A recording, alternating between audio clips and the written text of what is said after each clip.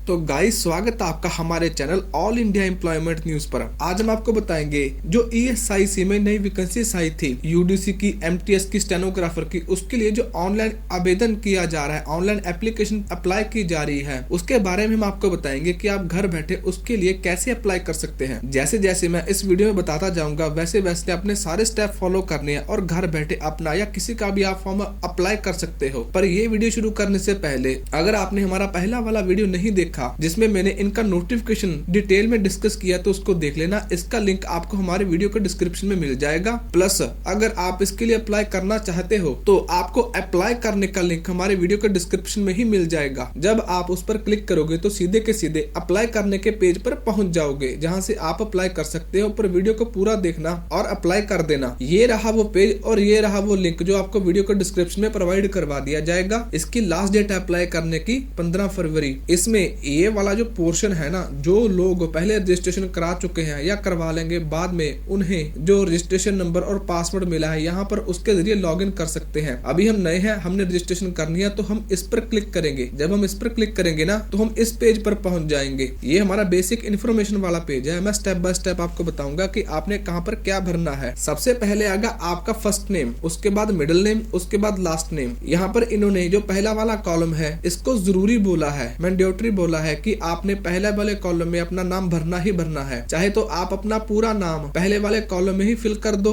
चाहे आपके नाम के अगर 3 शब्द हैं जैसे कि किसी का नाम है हरि, राम, कृष्ण, चाहे तो वो तीनों के तीनों पहले में भर दे या पहले हरि, मिडिल में राम और अंत में कृष्ण भर दे लास्ट नेम में, तब भी चल जाएगा। अगर आपके 2 ही नाम है, जैसे किसी का नाम हरिराम और अंत में कृष्ण है तो पहले हरिराम और लास्ट नेम में कृष्ण भर देगा, मिडिल नेम को छोड़ देगा। तो आप डिसाइड करना कि आपने कैसे भरना है। बस एक बात याद रखना, जैसे आपने पहला कॉलम फिल करना है वैसे ही आपने कन्फर्म वाला भरना है। ये मैंने भर दिया अपना नाम, बाद में कन्फर्म कर दिया। मेरा जो लास्ट नेम है वो है कुमार, मैंने वो से कन्फर्म कर दिया। यहाँ पर मेरा फुल नेम शो हो गया। यही नेम आपको आगे हर जगह पर शो होगा। उसके बाद बारी आती है मोबाइल नंबर के बारे में और आपकी ईमेल आईडी के बारे में। तो एक बात को ध्यान रखिएगा, आपकी जो मेल आईडी होगी और आपका जो मोबाइल नंबर होगा वो चलता होना चाहिए। एट प्रेजेंट उसमें मैसेज या ईमेल आनी चाहिए और इन फ्यूचर भी आपके पास रहना चाहिए, क्योंकि अगर आपका एडमिट कार्ड होगा प्लस आपका कोई भी आगे नोटिफिकेशन होगा तो आपको बाया फोन और बाया ईमेल आपको बता दिया जाएगा। इसलिए अपना मोबाइल नंबर और ईमेल आईडी ध्यान से भरिएगा और बाद में उसे कंफर्म करिएगा। इसमें एक ये बात है अल्टरनेटिव के बारे में। अल्टरनेटिव का मतलब है अगर आपके पास कोई और नंबर है या आपका घर का कोई और नंबर है तो आप भर सकते हो, पर उस पर मैसेज वगैरह कोई नहीं आएगा। इन फ्यूचर जरूरत पड़ी तो आपको इस नंबर से भी कॉन्टेक्ट किया जा सकता है अगर आपके ये मोबाइल नंबर और ये ईमेल आईडी वर्क ना करे तो। बाद में आपने जब सारा फिल कर दिया तो आपने ये वाला सिक्योरिटी कोड जो आपके पास शो हो रहा होगा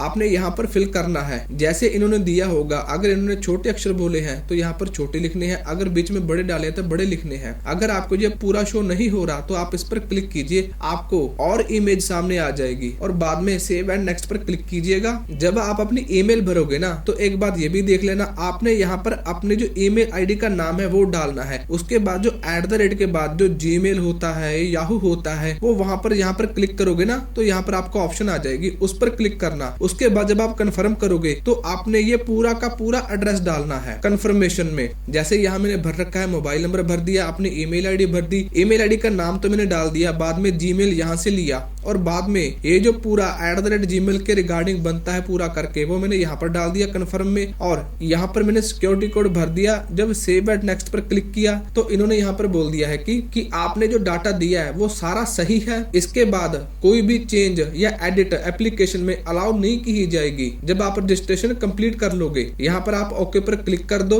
या आप कैंसिल करके अपना सारा डाटा फिर से चेक कर लो, क्योंकि आपने जो भी कोई अपनी डेट ऑफ बर्थ होगी, आपका नाम होगा, आपके फादर का नाम होगा, आपकी मदर का नाम होगा, वो सारा का सारा आपने जो आपका 10th का सर्टिफिकेट है 10वीं का उसके भी यहाँ पर भरना है। चेक करके भर लेना और उसके बाद सेव एंड नेक्स्ट पर क्लिक करोगे तो यहाँ पर ओके पर क्लिक करो, आप अगले पेज पर पहुंच जाओगे। दूसरी स्लाइड में आपको आएगा सिग्नेचर और आपकी फोटो को अपलोड करने के बारे में और यहाँ पर आपको अपनी रजिस्ट्रेशन नंबर और आपका पासवर्ड मिल जाएगा। चाहे तो आप यहाँ से नोट करके रख सकते हो, चाहे यही नंबर यही पासवर्ड आपको आपके मोबाइल नंबर और आपकी ईमेल आईडी पर मिल जाएगा। आ गया होगा आपको। उसके बाद जो आपकी फोटो आपने अपलोड करनी है वो यहाँ करनी है और सिग्नेचर आपने यहाँ करना है। फोटो का जो आपका साइज होगा वो कम से कम 20 और ज्यादा से ज्यादा 50 KB से ज्यादा नहीं होना चाहिए और इसका जो पिक्सल होगा वो 200 से लेकर 230 पिक्सल तक होना चाहिए। इसी तरह से आपका जो सिग्नेचर होगा ना उसका साइज 10 से 20 KB तक होना चाहिए और इसका जो पिक्सल होगा वो 140 से लेकर 160 तक होना चाहिए, सॉरी सिर्फ 60 तक होना चाहिए। और आपका जो साइन होगा वो स्मॉल लेटर में होना चाहिए, कैपिटल लेटर में नहीं होना चाहिए। इसके बाद आपने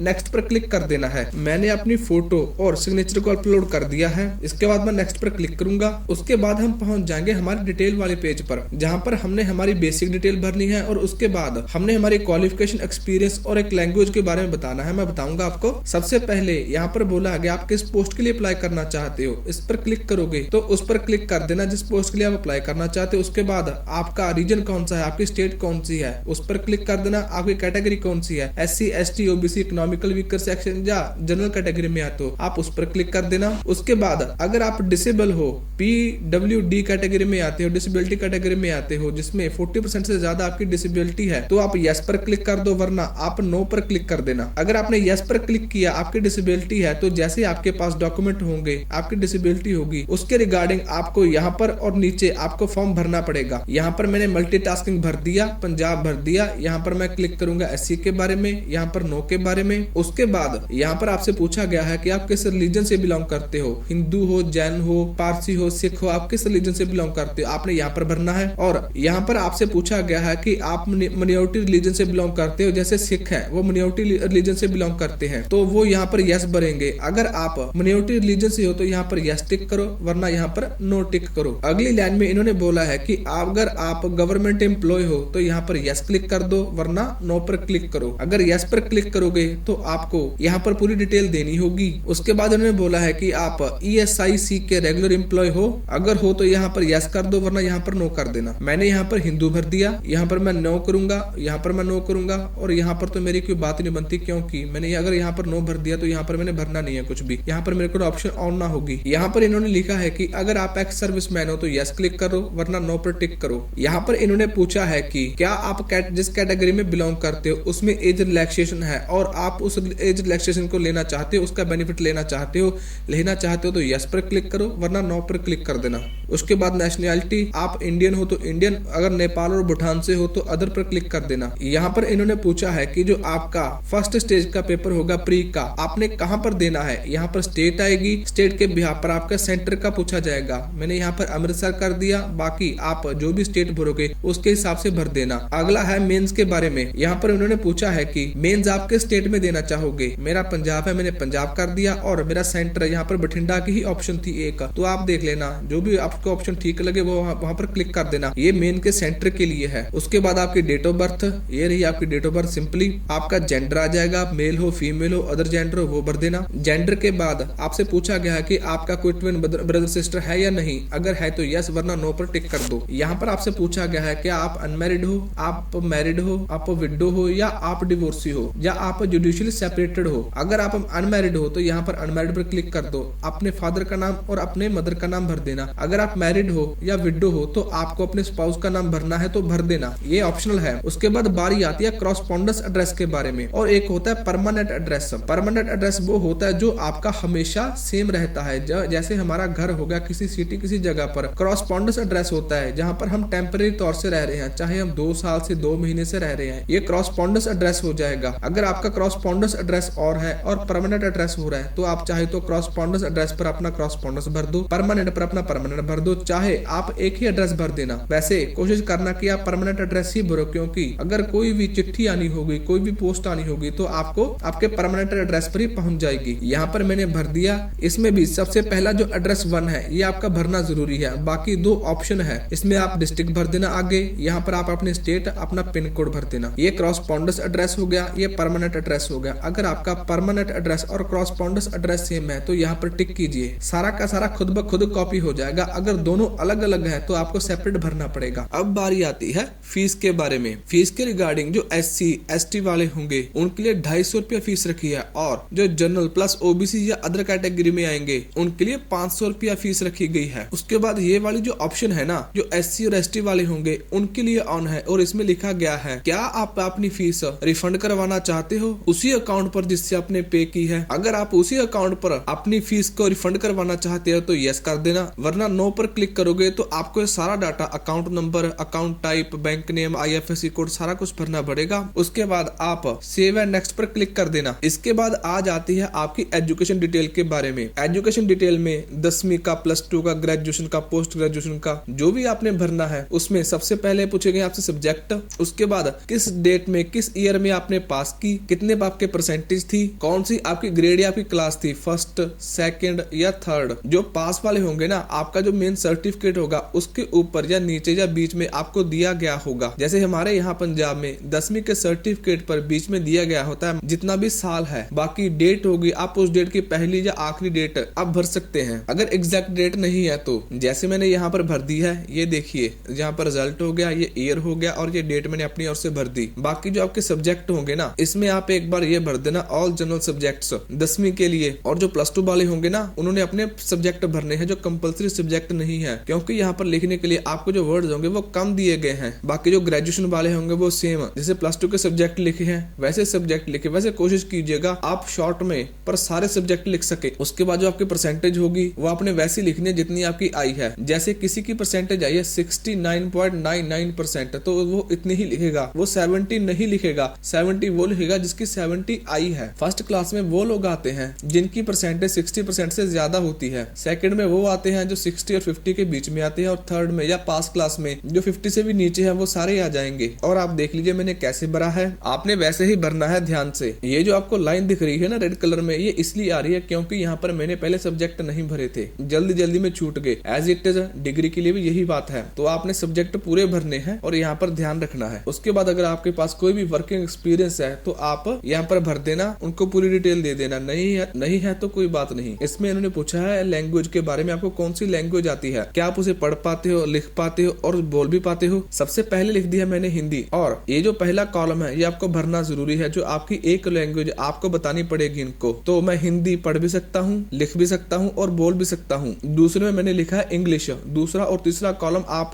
छोड़ भी सकते हो, पर मैंने वैसे समझाने के लिए लिख दिया। जैसे इंग्लिश होगी, मुझे पढ़नी आती है, बोलनी आती है, पर लिखनी नहीं आती। अगर कोई और लैंग्वेज आपको आती है तो आप वहां पर मेंशन कर देना और सेव एंड नेक्स्ट पर क्लिक करके अगले पेज पर पहुंच जाना। अगले पेज पर आपको आपका जो सारा डाटा होगा ना, आपका सारा भरा हुआ, वो सारा फॉर्म आपके सामने आ जाएगा। एक बार ध्यान से चेक कर लो, अगर गलती हो तो उसे ठीक कर लेना। इसमें भी जो आपकी फोटो होगी ना, आपकी फोटो, उसके नीचे आपने क्लिक कर देना है, टिक कर देना है कि ये मेरी फोटो है, और इसी के साथ एग्री पर आपने क्लिक करना है। और यहाँ पर भी कन्फर्म पर इमेज आपका साइन है वो आपका, इस बात पर कन्फर्म करने के लिए यहाँ पर क्लिक कर देना है और यहाँ पर कंप्लीट रजिस्ट्रेशन पर क्लिक कर देना है। पर इसके बीच एक बात ध्यान में रखिएगा, डिक्लेरेशन के बारे में आपने ये सारी बात किसी भी एक पेज पर लिख लेनी है, क्योंकि इसके बाद आपको एक डिक्लेरेशन पेज देना होगा। वो डिक्लेरेशन में यही बात लिखनी होगी अपने हाथ से और इसको अपलोड करना होगा इनकी वेबसाइट पर। मैं बताऊंगा कितना साइज होना चाहिए इसका, पर वो मैं आगे बताऊंगा। जब आप कंप्लीट पर क्लिक करोगे ना तो आपको बोला जाएगा कि इसके बाद आप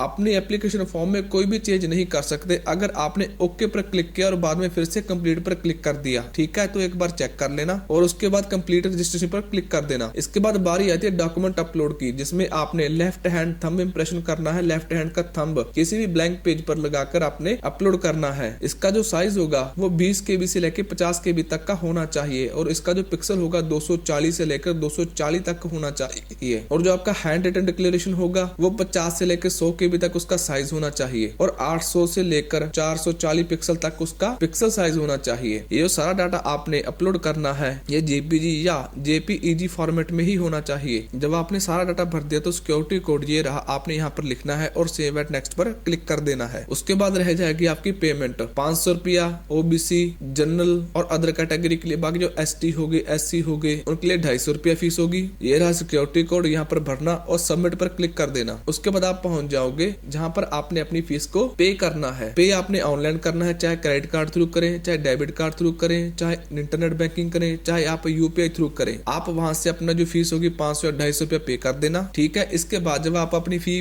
कंप्लीट कर लोगे तो आपका एप्लीकेशन फॉर्म कंप्लीट हो जाएगा, सबमिट हो जाएगा। उसको सेव करके रख लेना फ्यूचर के लिए। बाकी अगर आपको अपनी फोटो या आपके साइन कंप्रेस करने नहीं आते तो कमेंट सेक्शन में बताइए, मैं आपको बताऊंगा कि आप इजी से इजी वे में, ऑफलाइन वे से अपनी कोई भी फोटो फोटो या साइन चाहे वो 5 MB की हो, 7 MB की हो, 10 MB की हो, 2-3 MB, कितनी मर्जी बड़ी साइज की हो, कितनी मर्जी पिक्सल की हो, आप उसे कैसे कंप्रेस करके 20 से 50 KB या 30 KB, 10 KB, 100 KB की बना सकते हैं, वो भी उसी पिक्सल में जिस पिक्सल में उन्होंने बोला है। ठीक है, तो कमेंट सेक्शन में बताइएगा जरूर। बाकी आप जैसा मैंने बोला वैसे अप्लाई कर दीजिए, आपका जो एप्लीकेशन फॉर्म होगा वो एक्सेप्ट हो जाएगा। इसी के साथ हमारा ये वाला वीडियो लेक्चर पूरा हुआ। बाकी आपको हमारा ये वाला वीडियो अच्छा लगा हो तो प्लीज चैनल को सब्सक्राइब कर देना, क्योंकि इसी तरह से हम आपको आगे जो भी नई नोटिफिकेशन आएंगे उसकी डिटेल प्लस उसको कैसे अप्लाई करें हम उसके बारे में भी आपको इसी तरह से बताएंगे। बाकी आपको वीडियो में कोई कमी लगी हो तो प्लीज फ्रैंकली हमें बताइए क्या कमी है, हम उसमें सुधार लाने की कोशिश करेंगे ताकि आपको बढ़िया से बढ़िया क्वालिटी के लेक्चर आपको प्रोवाइड करवा जा सके। So please thanks for watching our video